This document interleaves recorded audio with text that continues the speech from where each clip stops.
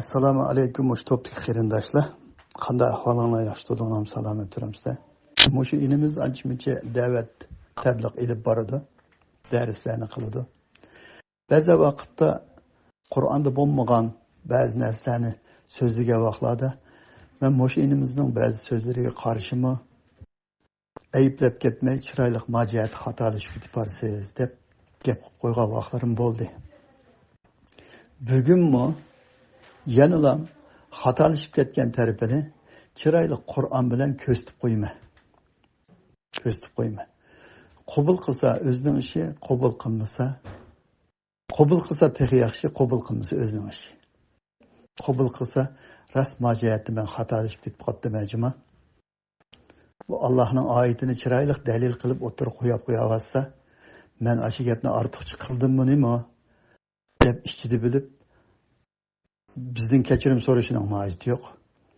Boshqa odamlarga men tabliqni xato qilib qo'yapman deyishining hojati yo'q. Buningdan keyin tuz duosi bo'ladi. Tuz duosi bo'ldi. Endi g'arib dunyosiga bormanglar degan so'ziga men qarshi chiqmayman. G'arib dunyosida bor imtiyozninki 50% shu men musulmon deyotgan davlatlarda bizda bo'lsa desa, Uyg'urlarning ko'pinchisi shu musulmon davlatlarda yashashni yaxshi ko'radi. Biz g'arib dunyosida yashayotganlar hammamiz bilamiz. Ashyalarda mushunchalik imtiyoz bo'lgan bo'lsa, ashada yashagan bo'lsak deb orzu qilamiz. Lekin g'arib dunyosidagi imtiyoz musulmonman deyotgan davlatlarda yo'q. Turkiyada desa, ma'lum bir ishni oldiga selib ketib qolganlar bir obdan yashayotdi. Yana nurg'un odam muhtojlik bilan, nurg'un odamning qo'lida hech qanday bir narsa yo'q. Aşı bir yerga berib bir yerning bir naposiga erishsam deydigan mushunday hayot bilan mushunday tashvishda yashaylik. Vatandan chiqqanlar O'rta Osiyoda yashay olamdi desa, O'rta Osiyoda yashayolmaydi. O'rta Osiyoda haqiqiy bir inqilobiy ruh bilan iymon islomning, vatanning, millatning gibini qilib, yerlik odamlarmi unchalik yashayolmaydi, unchalik mardoni yashayolmaydi. Uyg'urlardan yaşayamaydı. Uyanın ahvalını ko'rib turibmiz. U yerdagi vatan uchun, millat uchun elib beradigan faoliyatlarimiz, qiladigan ishlarimiz 2000 yildan keyin umumyuzlik so'g'chilashdi. U yerdan asosiyatni tezib ketdik. U yerda bayrog'imizni lapillatib, bir bayroqlarni tiklab, bir to'planib, vatan uchun, millat uchun bir to'plantilarni qilishmi yomon, qiyin, tas. Demek yig'ib aytganda musulmon men deyotgan davlatlarda g'arib dunyosida bir imtiyoz bo'lsa desa, shaxsan mening qarashimda bu yoqqa kelishning hojati yo'qdi. Endi buningga amal yo'q. G'arib dunyosiga bormanglar desa, bormaga yaxshi, amal bo'lsa mishadi yashayolsanglar, mishadi yashanglar degan gapi xato emas. Yashasa bo'ladi, yashasa. Lekin buni halol harom masalasiga ko'tarib olib Abdel Emir Selefi'ye o'xshash g'arib dunyosidagi odamlar Ashaning pasportini ilib yinib kelmasa, ibodat qabul bo'lmaydi, namozi qabul bo'lmaydi. Ibodat degandan keyin butun ibodatning hammasini o'z ichiga oladi. Ibodat qabul bo'lmaydi deganga o'xshash, buningga o'xshash dogma so'zlarni qilib o'tirish desa xato. Bu zimin Alloh yaratgan zimin bu. Qayerda bo'lsa inson o'zining diniy e'tiqodi bilan yashay olsa, u ibodatni qabul qilish, qabul qilmaslik Allohning o'ziga havola. Alloh o'zi biladi. Hech kim bir odam kofir davlatda o'qigan, namoz tutgan, ro'za qabul bo'lmaydi degan bir gap yo'q. Endi bu qarindishimizning bir xatoligini ko'rsatib qo'yamiz. Buni qabul qilsa o'zining ishi, qabul qilsa yaxshi, qabul qilmasa o'zining ishi. U bo'lsin qaysi xatolik desa, g'arib dunyosidagi bu davlatlarning hammasini kofirlarning davlati, kufrning davlati, manda bo'layotdi deb so'zlab kelib, musulmonlar urush assi bo'ladigan davlatlar, urush ichishga bo'ladigan davlatlar debdi. Qur'onning nerede kafirning davlatiga qarta urush assang bo'ladi degan oyat bor. Nimaga asosan shu gapni qilasizlar? Qur'on Sura Baqarning 190-oyatida sizlarga tajovuz qilsa, tajovuz qilinglar. Tajovuz qilmasa, tajovuz qilmanglar. Ular tajovuz qilsa, uningdan keyin sizlar ular bilan kurash qilinglar. Ular bilan urushib, eng oxirida ta zulm tukkanga qadar, ya'ni ularning tajovuzchiligi tukkanga qadar ular bilan kurash qilinglar. Sizlar ustunlikni egallagandan keyin zulm qiluvchilardan boshqalarga chekilmanglar degan oyat bor. Zulm qiluvchi qaysi desa, shu tajovuzchilikqa aralashgan. Shu tajovuzchilik qilgan, shu tajovuzchiga yordam bergan mana shular. Qur'on bir sizga tajovuz qilmaslikni Qur'on so'zlaydi. Sur Mumtahinaning 7 va 8-9 oyatlarda sizlarga tajovuz qilmagan, sizlarni yurtinglardan chiqarmagan kofirlarga nisbatan adil bo'lishinglardan, yaxshilik qilishinglardan Alloh sizlarni to'simaydi dedi. Qur'on tajovuzchilikni cheklaydi. Tajovuzchilikni yaxshi ko'rmaydi Alloh.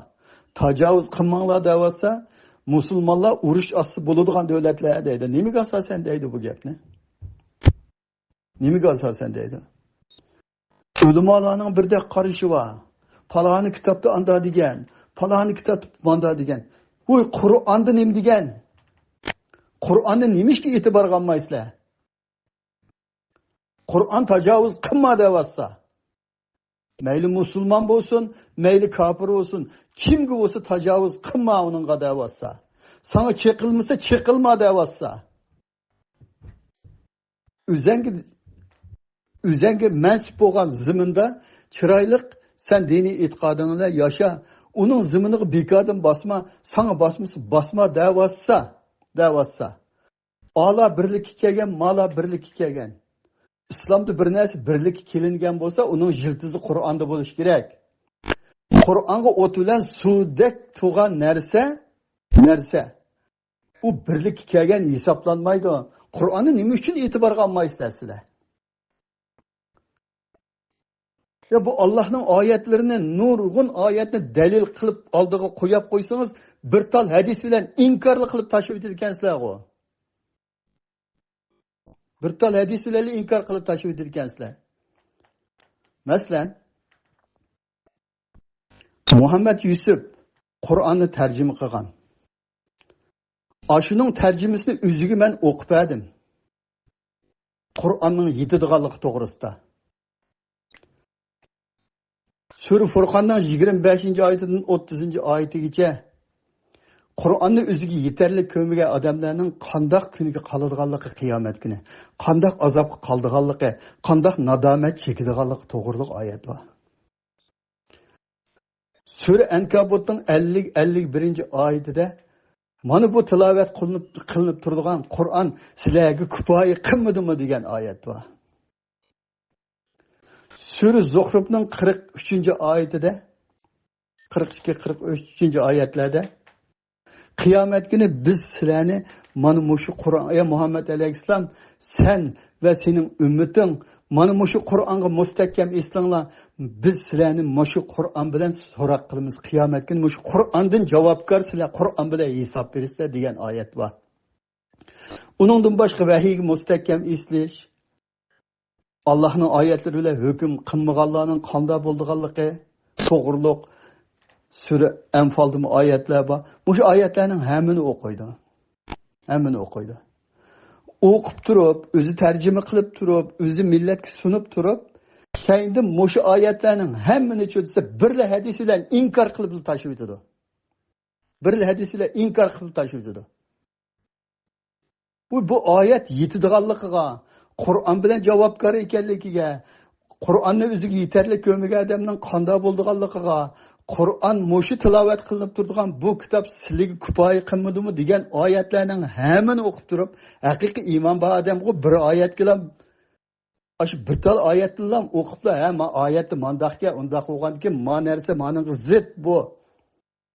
Ma oyat tuğa yerde men boshqani buning qarshi o'ttir qilib iymon darajasi ko'tarib buni qabul qilmayman.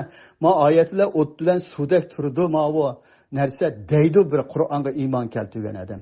Oshinchilar oyat tursa. Oshi bir tal hadis bilanlar oshi oyatlarning hammani inkor qilib tashlab o'tadi. Qaysini bilan tashlab o'tdi desa, qiyomat kuni qiyomat yaqinlashganda bir turkum insonlar chiqadi. Qur'on menga yetarlik deydigan, Qur'on menga yetidi deydigan ozg'un odamlar chiqadi degan hadis bilan Allah aşı Qur'onning yetadiganligi to'g'riliq nurg'un oyatni bayon qilib tursa kitobda, aşı bir hadis bilan aşı oyatning hammani inkor qilib tashladi. Bu Allohdan qo'rqmamsizlar sizlar. Hammani inkor qilib tashladi.